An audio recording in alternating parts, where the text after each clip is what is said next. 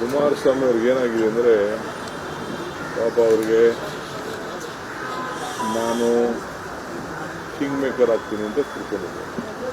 ಈಗ 136 ಸೀಟ್ ಕೊಟ್ಟಿದ್ದಾರೆ ನನ್ನ ಅಧ್ಯಕ್ಷತೆಯಲ್ಲಿ. ಅವ್ರ ಅಧ್ಯಕ್ಷತೆಯಲ್ಲಿ 18 ಸೀಟ್ ಕೊಟ್ಟಿದ್ದಾರೆ.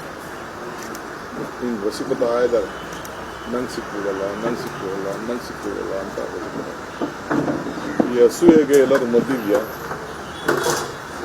ಜಲಸಿಗೂ ಮದ್ದಿಲ್ಲ, ಎಲ್ಲೂ ಇಲ್ಲ. ಸೊ ನಾನೇನು ಮಾಡಲಿ? ಅವ್ರ ಮದ್ದು ಈ ಪಾಪ ಅವರು ಬಿಜೆಪಿ ಜೊತೆ ನಮ್ಮ ಕೈಲಿ ಶಕ್ತಿ ಕಳ್ಕೊಂಡಿದ್ವಿ ಅಂತ ಹೋಗಿ ಬಿಜೆಪಿ ಜೊತೆ ಸೇರ್ಕೊಳ್ತಾರೆ.